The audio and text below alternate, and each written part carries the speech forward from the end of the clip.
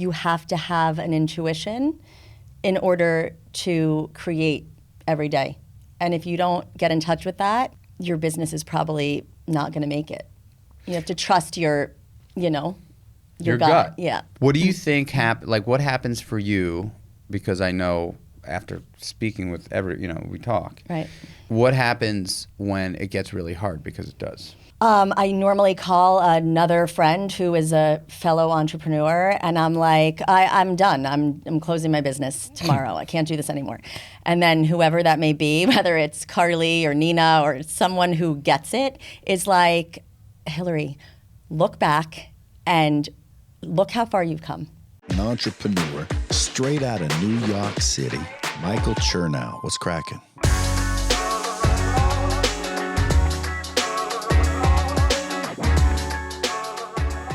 What up? Creatures that have a podcast. I love doing this damn podcast. I really do. I'm like, today is a fun day. I've got a couple of guests on the podcast that it's kind of like a long time coming. I've been doing podcasts now for, I guess, 3.5, 4 years maybe. Right before the pandemic, I kind of started doing a podcast called Born or Made. And interestingly, my first cousins, Hilary and Eric, are my favorite cousins. They're really my only cousins. And they're also entrepreneurs, if you can believe that. There's this idea that like potentially there's something in the genes with creative entrepreneurial people. I'm here to tell you today that it could be coincidence that they're both entrepreneurs, or it could be science. I'm still actually not sure, but my first podcast, Born or Made, was really to dissect that question. Are people born with an inherent ability, an inherent strength to do what they do to succeed, or if they are made over time? I kind of think that because we're all related in a very intimate way, it's not like second or third or fourth cousins, potentially there's something to have to do with science here. Anyway, Hilary is the founder and owner of an awesome brand called Royal Native. She started out with African wax prints, like making clothing with African wax prints, like really, really cool material, really, really cool cloth from Africa that she was like creating these really beautiful dresses and skirts and shirts with. And the company's now migrated into probably just like one of the coolest, most creative, unique styles ever. She collects vintage towels and she makes one-of-a-kind pieces using these vintage towels. So she's put clothes on celebrities. She's put clothes. I mean, she's really. It's just like a really, really cool business. You got to check out Royal Native. Super cool, super unique. My wife loves it. I love it. She's got some stuff here to show as well. And then, of course, her younger brother and also my cousin, Eric Bolyard, is the chef and co-owner of Compagnie, which is a really, really cool wine bar and restaurant down in the SoHo district of New York City. Eric, it's funny that we both kind of created our lives and careers in the world of restaurants, but I remember Eric calling me. He worked in this restaurant in Long Island, Kitchen to Bistro in St. James, out on the North Fork of Long Island, like 2.5 hours out, basically equidistant to like almost Montauk, East Hampton, but on the other shore of Long Island. And I remember coming out there, and I was super passionate about food and beverage and everything at that stage. And that was probably like almost 20-ish years ago. I don't know, 15, 16 years ago, something like that? Probably 16 years ago. 16 years ago. And so I remember showing up there and watching what he and the owner of the restaurant were doing with just the two of them. Small little restaurant. It was bring your own booze. I wasn't drinking then, but my wife certainly was. Donna brought her own booze, and we went there, and we and I know this is a long intro, but I obviously I'm here with my family, so it means a lot to me. And we went to the restaurant, and what came out of that kitchen, I still remember the ravioli that came out of the kitchen. It was just, I was like, holy shit, he's doing something very special. This dude is gonna be great. And he was in there by himself doing it, quite frankly. The owner was around, but Eric was like him with like a French top and like 45 different pans.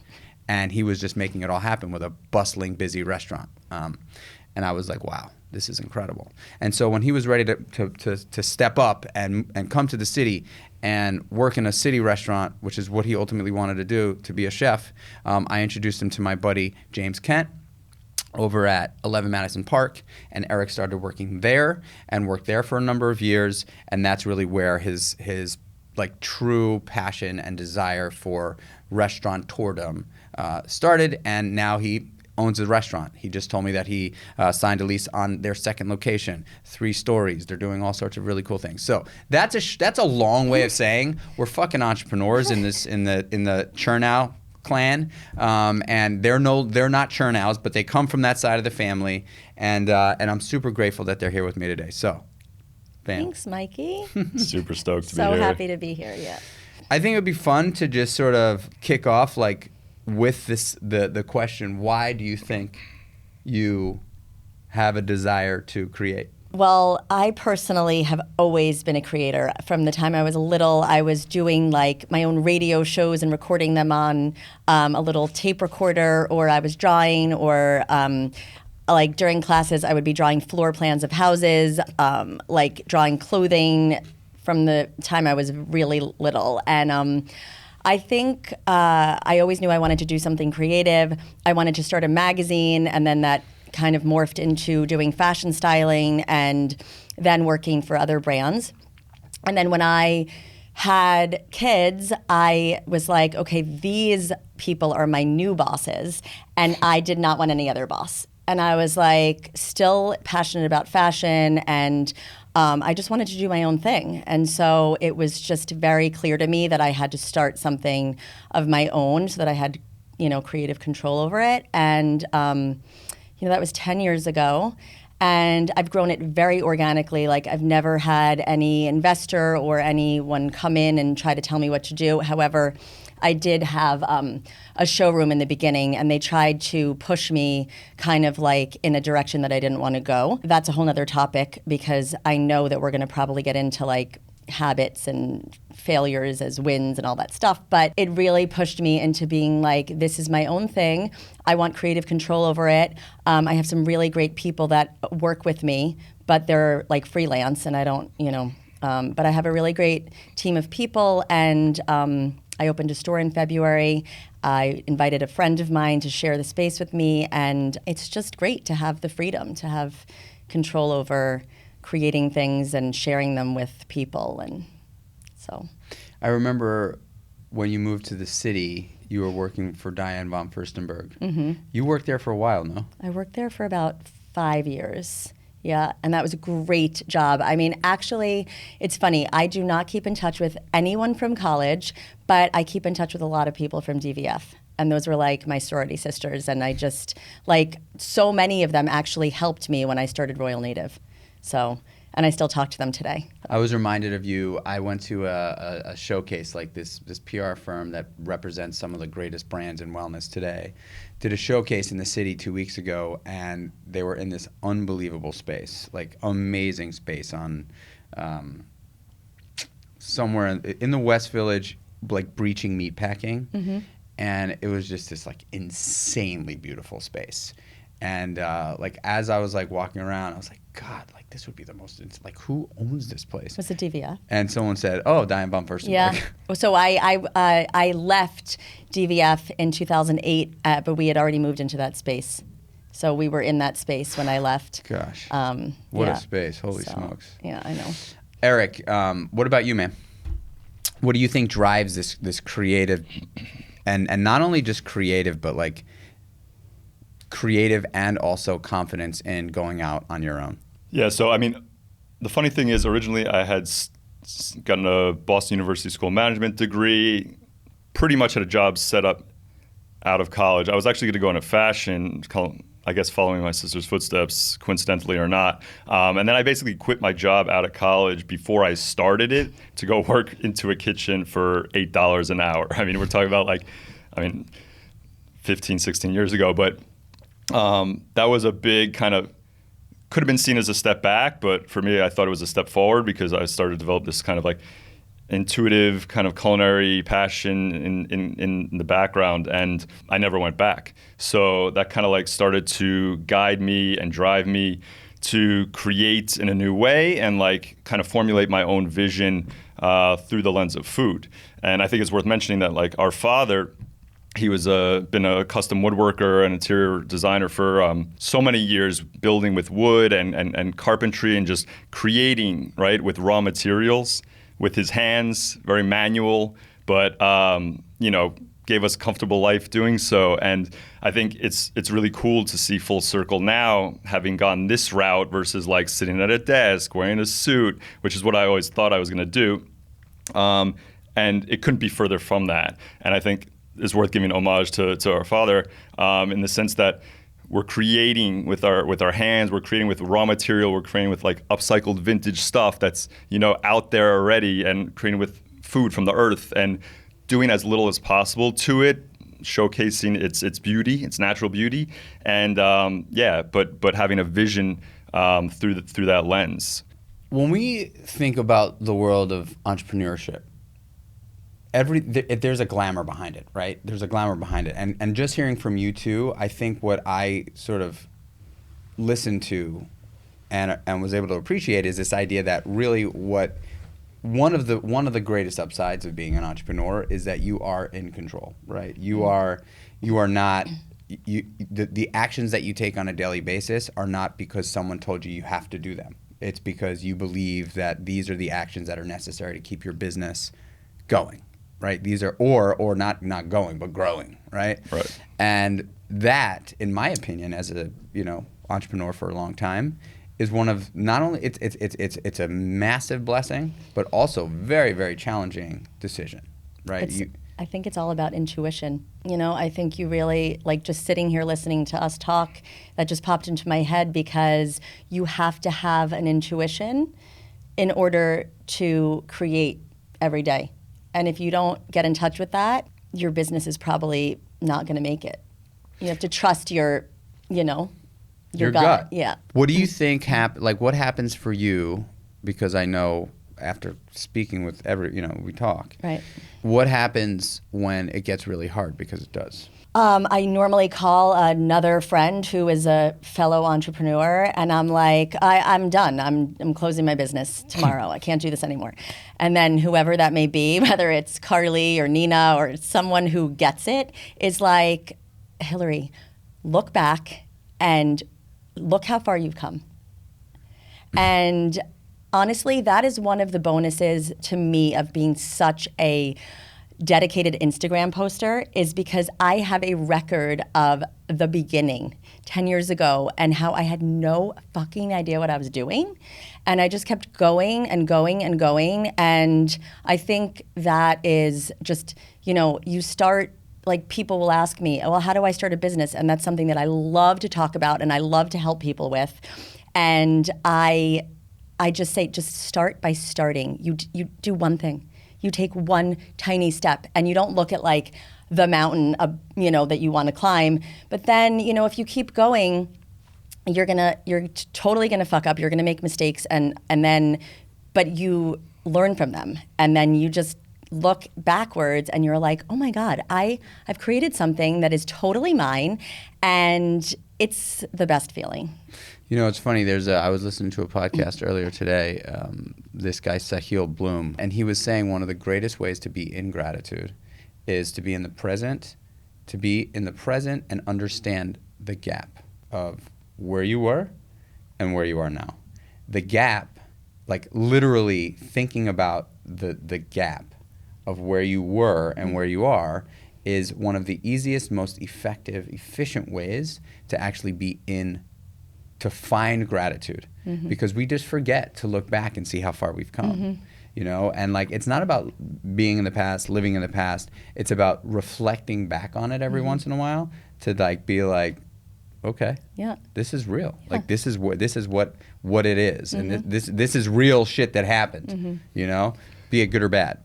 Yeah, I think that's super interesting, because a lot for me in this process, in this journey is really like not overwhelming oneself with like these ultimate goals. Like, as entrepreneurs, we're always wanting more. We're always needing more. We always want to grow. And for me, it's been super grounding to start focusing and shifting my mindset from like where I want to be, reversing engineering it to the process. I was never one that really was celebrating the process. I kind of was like shying away from it almost. And like once I started to shift that mindset and like embrace the process, I call it reverse staircase, where you're kind of like slowly going backwards until you're back on stable ground. And then once you're there, you can see clearly, okay, now what does the first step look like? Small wins, like micro goals, not thinking just about this macro, this overwhelming nature of like what we want to do, right? We're very driven, self-driven. Otherwise, we wouldn't do this, right? So you have to like really take a step back, many steps back, and then look at the objectives, small objectives in that process. Once I started to think of it more like that and acknowledge those small wins, set myself up for success in my own mind, then it's like a whole different story. So you're not just like dwelling and comparing about like what Michael has, you know, what Hilary has. And it's just a way more stable ground to be thinking from.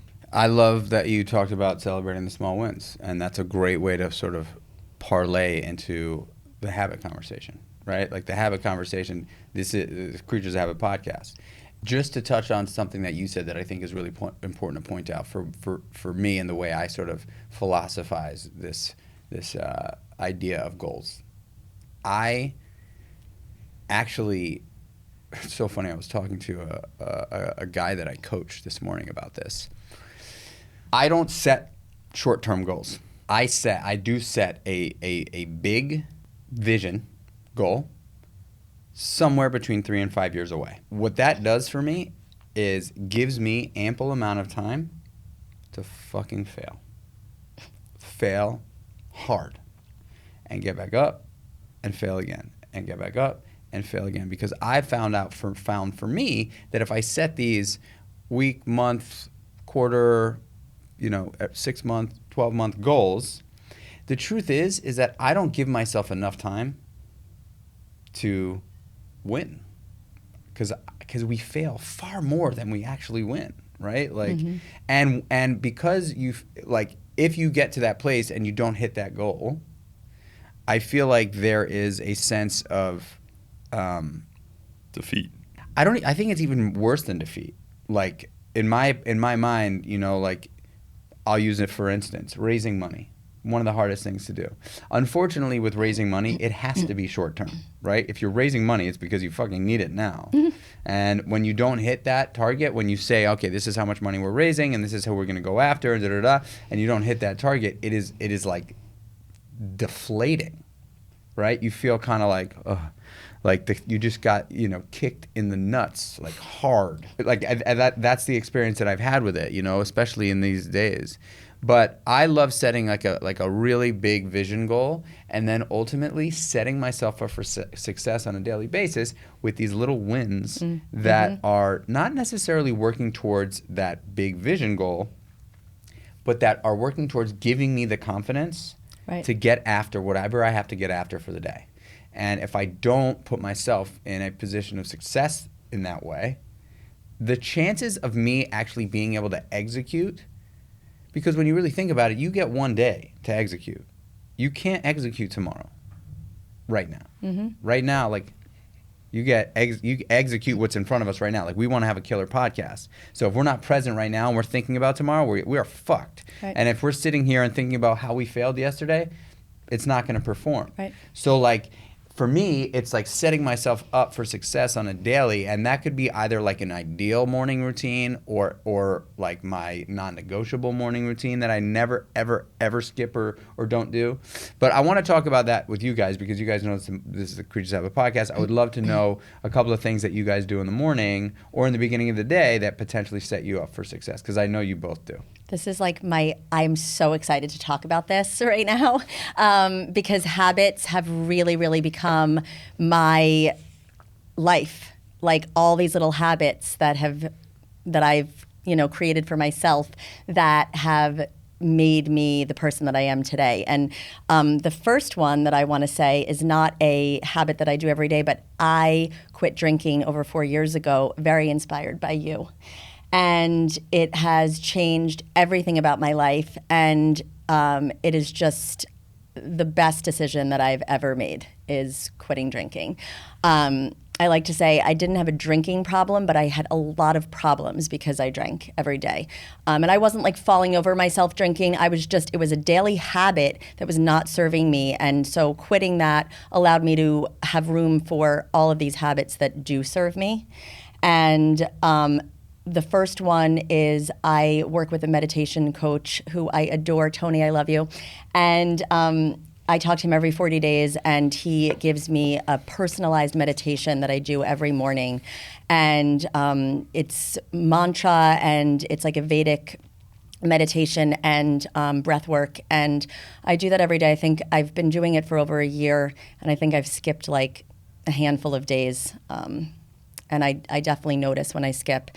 I just started doing morning pages. I don't know if you're familiar with that, but it's this book called The Artist's Way, and it's old. It's a book from like the 80s or something, but it basically talks about if you write, and I think you write first thing in the morning too, you get all of the shit out of your mind, and it opens up your day for just, and this is like free writing. You just write whatever. If you don't know what to write, you write, I don't know what to write on a page 100 times. So 3 pages in the morning. And then sometimes I do that before I get my kids ready for school. Sometimes I do it after, but I always do it before I start my day, my part of my day. And, then I get the kids to school, and then I try to walk or do yoga, and then I get to work. But some days work looks like giving myself some rest. And I think that's another habit that I've gotten into that's been really beneficial to me is knowing myself through all of these practices and habits that I have to know what I need and when I need movement, when I need stillness, when I need, to talk to people, when I need to be alone. And as an entrepreneur, we're always working. Like we always are creating and working, even if you can't see it. So it's very important to me that I allow myself to like check out a little bit and be like, it's okay. Being productive also looks like rest and giving yourself that time. And then another habit that I have is trying to be on my phone and be doing intentional on my phone instead of just scrolling and comparing and the whole thing. So that's another habit. And sleeping. Good sleep is another habit. So I'm sure that I have a lot of other habits, but you can you can go. Eric. Yeah.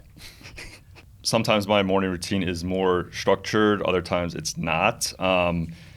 There's always meetings popping up, weekly standing calls, running here, running there, running the 2 businesses. It's a bit erratic sometimes in the mornings, but what I do always guarantee myself are a few of those small wins that are like super simple, but that just put me in the right state, get me going.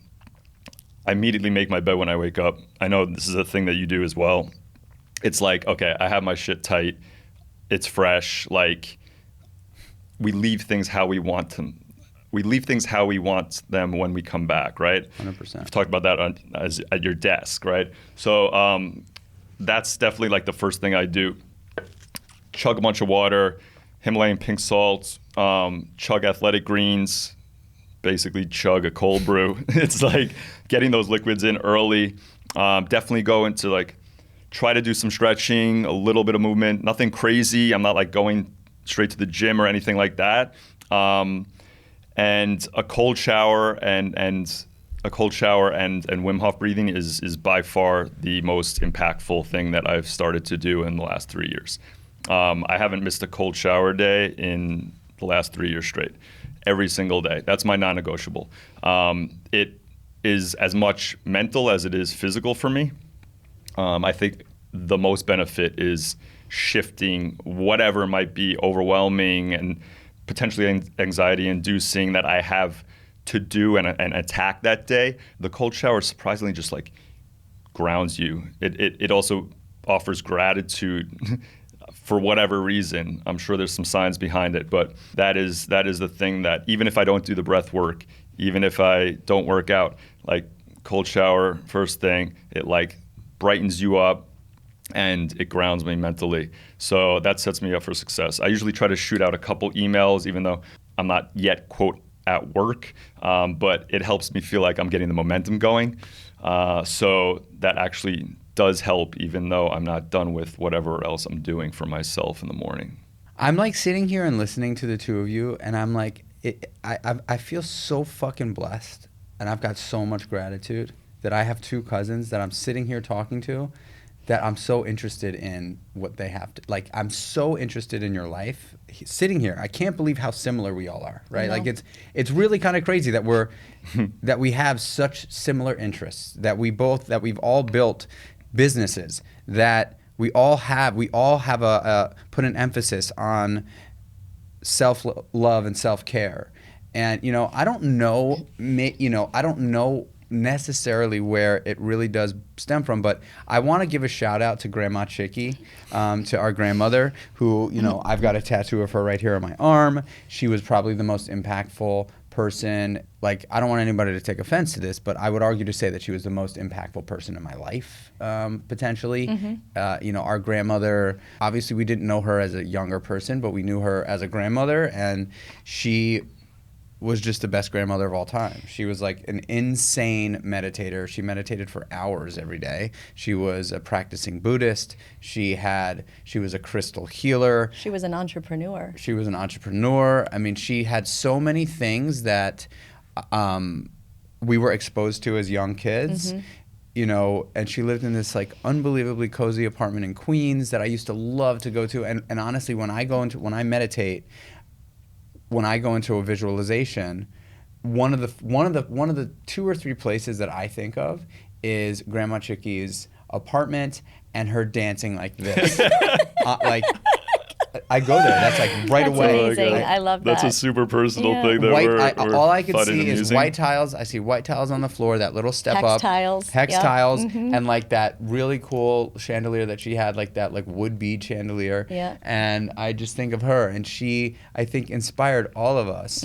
Well, she also brought clogs single-handedly to America at the 1964 World's Fair. Yeah. Well, she had Clogs Via Chick, which was an importing business in the city in Manhattan. And interestingly about that business, she only hired addicts and alcoholics. that was in her shop. So that was a clog first shop. she had Clogs Via Chick. That was a totally separate business. And then she opened the clog shop in Huntington, New York, which actually, it just hit me like a year ago when I opened my shop, or less than a year ago, that I am literally following in her footsteps to a T, because she has this, she created this, first had this clog business where she imported and sold clogs, distributed them.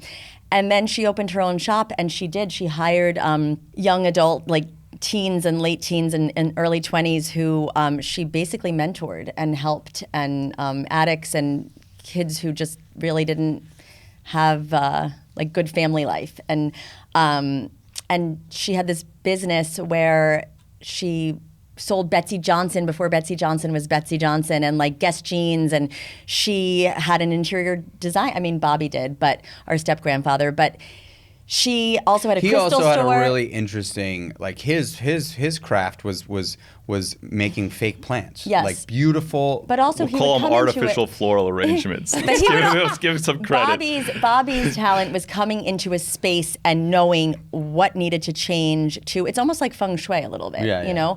But the two of them were very, I mean, Grandma Chicky, the best, and we all hung out there when we were younger, and she then had a crystal shop in the 90s in Great Neck in a hair salon, and again, she was like a healer to all these people, and she introduced us all to this idea of just, I think we all have that running through our lives, this feeling of being connected to the universe. And it's made all the difference to me, because I'm not a very religious person, but I do feel very connected to there's something bigger than us. And especially in this climate of the polarization of everyone's against each other and so much, you know, it feels so heavy, that the thing that I think she taught me and that I've held, very dear to my heart is that we all need to be authentic in who we are and spread that joy around. And we all need to be ourselves and be doing the thing that lights us up, which I think is the beauty of entrepreneurship and the beauty of, bringing something into the world. The world doesn't need more robots. The world needs more of what we're all putting out there through our gifts. We all have our unique gifts, and I think that is what our grandmother Yeah, really. I think what Grandma Chicky really, really kind of left with us all is this idea that we all have something special, and it might not be glaringly flagrant out the gate, but we're all also born with a shovel and the ability to move some dirt around. And so if you're listening to this and you're on the fence on whether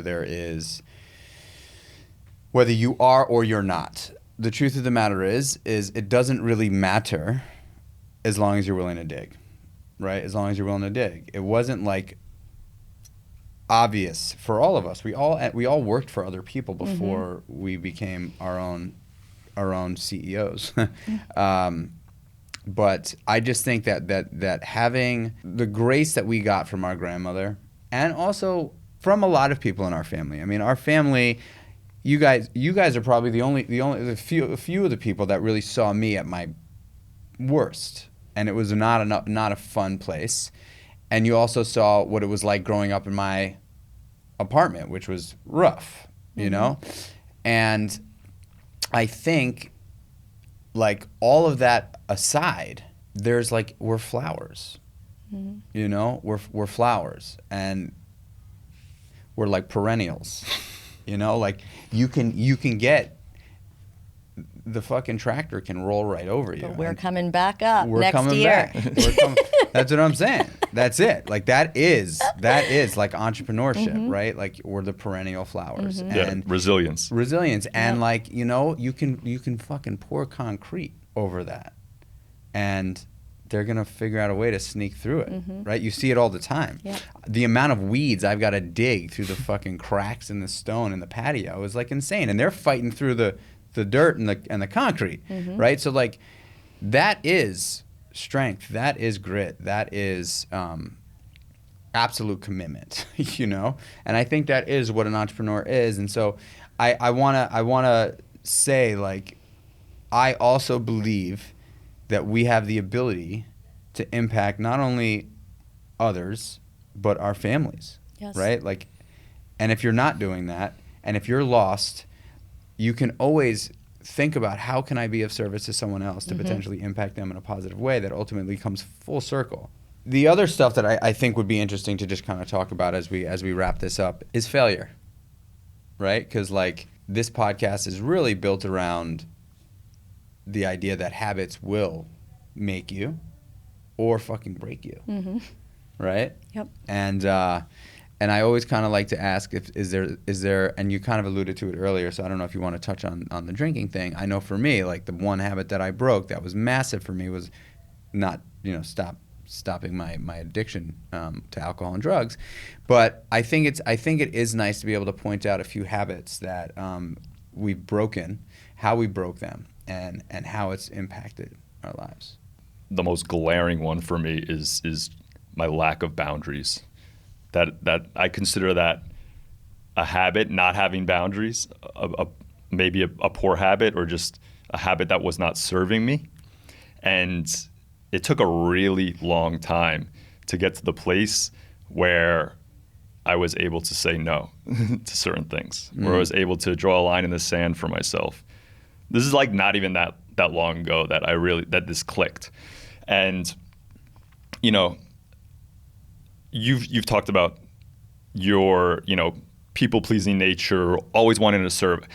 So that has, positive and negative effects.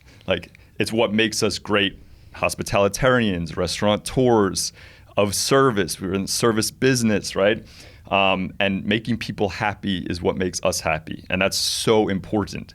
So if you can latch onto the the most impactful piece of that, while still balancing how it doesn't impact you in a negative way, then that's the boundary that I was looking for, right?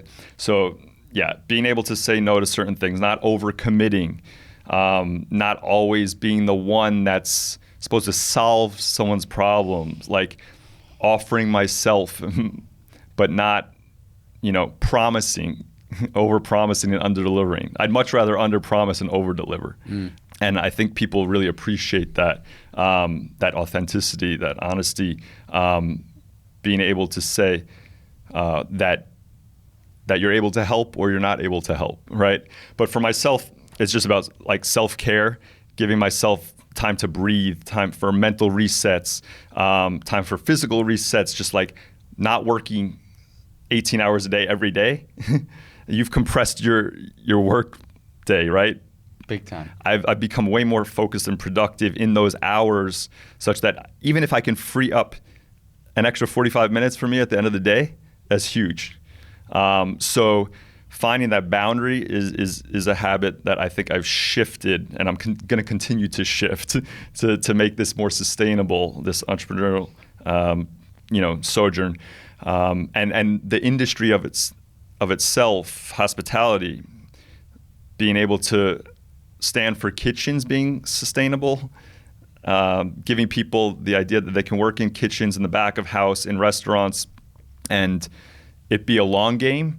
People want to come to work because they know they're not going to get burned out, and offering these types of things, not just for myself, but for my team, so that we're fostering and really shifting the whole concept of culture. And I think like this is a habit that, is as beneficial to me as it is for the people around me. And it's like about setting that new kind of standard for what it can be, that can really just like offer way more value and longevity. Boundary setting is massive.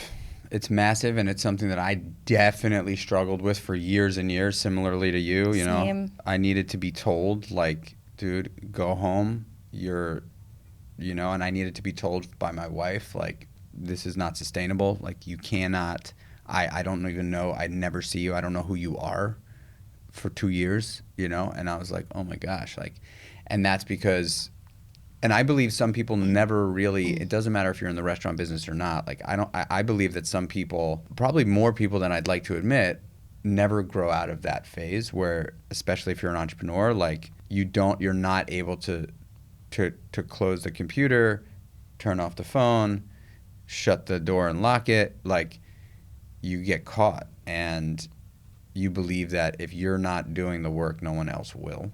So you've got to do the work, and the work never ends, like you were saying earlier. Like, It's just a nonstop, full throttle all the time. If I wanted to work 24 hours a day, 7 days a week, without taking a break, I could do that. 100%. And that's the craziest thing about being an entrepreneur, right? You have to be able to say, I'm going to start here and I'm going to end here if you want to live a sane, happy life. Mm-hmm. And there's obviously going to be times where you're like, okay, I understand my boundaries. That said, right now, I've got to push them. And you make an intentional decision to extend, and you let the people around you know. You just said intentional. That is it. Intent, doing something intentionally changes the entire act. Do you know what I mean? Mm-hmm. What about you, Hill? So I struggled with boundaries, but not in the same way that you guys do. I have no problem being like, I'm not going to work right now. No problem at all. I am totally like, I'm going to go for a walk. With that being said, I'm still designing in my head. I'm still thinking of ideas. I'm still thinking of collaborations. I'm still thinking Eric and I are going to have a podcast and I'm going to open a store and whatever. I'm always thinking of new ideas, which is I love, and that's my passion. But I think the habit, besides the quitting drinking, which I also want to say, like, I talk about a lot of my personal stuff. I put myself out there. I'm very authentic, and I feel like it allows other people to do the same thing. And I really feel like so many people have come to me asking me for my help or support on anything from starting a business or quitting drinking or being more authentically themselves. And that is my greatest joy. That is why I started my business. That's why I opened a store. I have people coming into my store every time I'm there, and they'll sit and they'll hang out and they'll end up telling me their life story, and they're like, why am I telling you my life story? And so I think that I have created this space. It's not only just my shop that is like I wanted to create a space for people to come and feel like they can be themselves, whether it's DMing me on Instagram or letting me help them style them wearing my clothing, or it's so much more than a clothing business. But that was not your question. Your question was... I'm like, okay, what happened? No, my habit. So I'm sorry. My habit was stopping with my bullshit imposter syndrome. I had to get sober. I had to get in touch with myself, which took a few years to really be like, I am a designer. I am a shop owner. I'm a business owner. Like, why do I always think that somebody is going to like discover that I'm not a real fill in the blank? And that the habit of comparing myself to other people, thinking that I couldn't do it because I wasn't a real blah, blah, blah, whatever.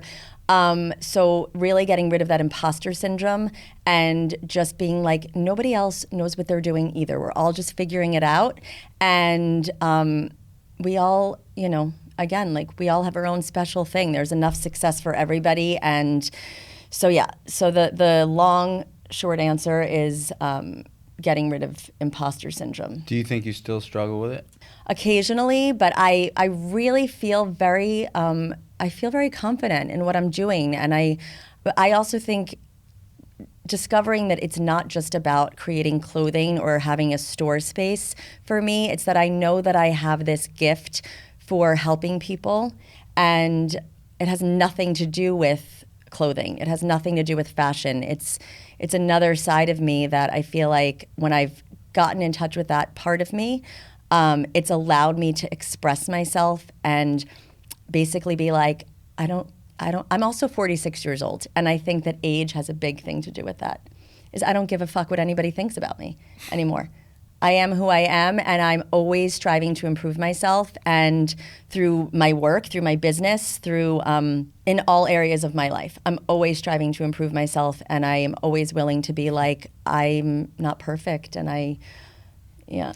I think that that's an amazing way to finish this podcast. I don't give a fuck what anybody thinks about me anymore, because I think that is one of the most powerful things. I was on a call with these guys, and we were trying to put something together, and one of them mentioned something that I thought was just so unbelievable that was brought up. And he said, some of us are a little biased to Ivy Leaguers. And I was like, did that just come out of this person's mouth?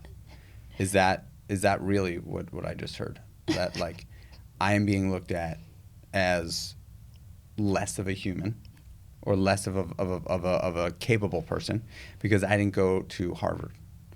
And I'm like, it was like comical to me, but like so real in so many people's lives, right? Like for a second, it made me feel totally less than.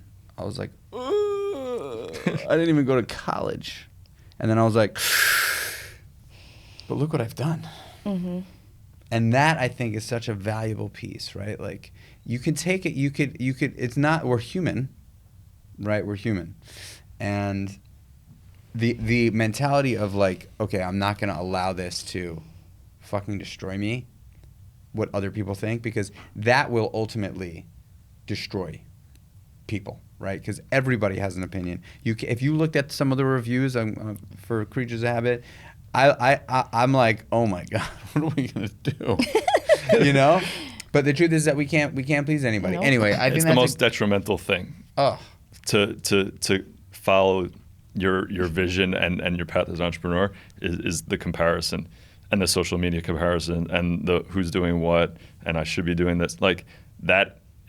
When you can just wipe that away, is so like hard. You open up a super hard, and it's still some I think we all struggle with it at some point throughout the week or throughout the month. But once you create that clearing, that space just is abundant. And then you can just create. All right, where can people that are listening to this podcast follow along on your journey, your businesses? Tell us where they can find you. So I am a self-proclaimed Instagram addict. So you can find me on @TheRoyalNative.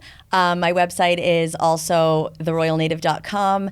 And I have a store, a physical brick and mortar at 27 Forest Avenue in Locust Valley, New York. And I would love to hear from you, see you, and I answer all my own DMs. So hit me up. Hell yeah. Eric?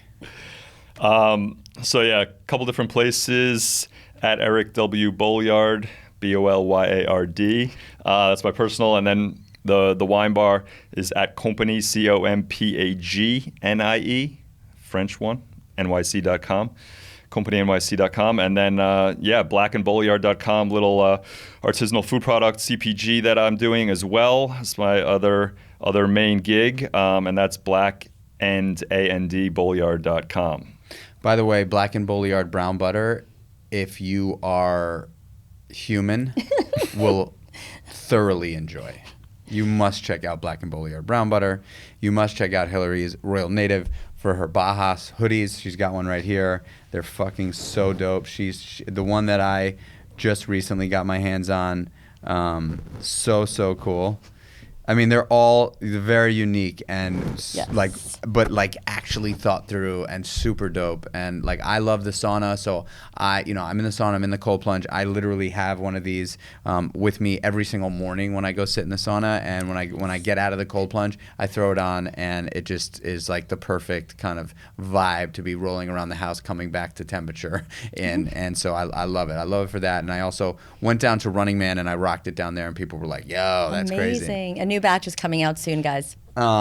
So those are my cousins. I am so freaking lucky to have family like this. You know, it's like, I look forward to Thanksgiving every single year.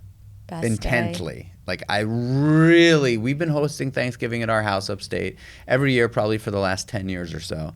And I genuinely start looking forward to Thanksgiving in like the spring. I fucking love Thanksgiving. And this year, it's very funny. Eric said, I shot Eric a text a couple weeks ago, and I said, "Hey, dude, like, we've always talked about doing like something different on Thanksgiving thematically. Let's like figure out a different cuisine to like inspire us." And he literally wrote 5 menus in the matter of 6. like, I don't know, 24 hours, 5 fully baked menus of different spices and herbs and cuisines from around the world, with the main dish of turkey and how we're going to prepare it, 4 side dishes, like crazy. And then he sent it out to the whole fam and said, "All right, everybody vote." And we landed on Middle Eastern cuisine. And I don't know, I just like, I feel so blessed that I have this as my family. I'm so lucky, and I hope you guys got value out of this. I'm sure you did. I mean, we talked about a lot of great things and really just opened up and had a really fun time. And what I want to say is, family is not always going to be tiptoeing in the tulips. It's not always going to be. It's not always going to be, a bed of roses, right? There are going to be challenges in family, close and far. And similarly to life, those things this too shall pass, right? Like, just remember, if you're listening to this and you're comparing yourself to the relationship here, or saying, "Oh gosh," I'm here to say, like, family, my experience with family is turbulent. I've got a lot of turbulence, and there's been amazing times and really hard times. But if you're thinking about a family member right now that you would like to be closer to, that you would like to connect more with, do yourself a favor. After this podcast, shoot them a call, shoot them a text. Tell them you love them. Tell them you're thinking about them. I hope this podcast inspired you to do more than just that. But ultimately, if there's one thing that you take from this is do that. Do that because it is really important. You know, I love connecting with my family and having a family that I care about and I love. And Mom, I love you too. Nikki, we love you. Nikki, we love you. We miss you. She'll be on this podcast soon enough. I just want to thank you guys for tuning in and supporting the podcast.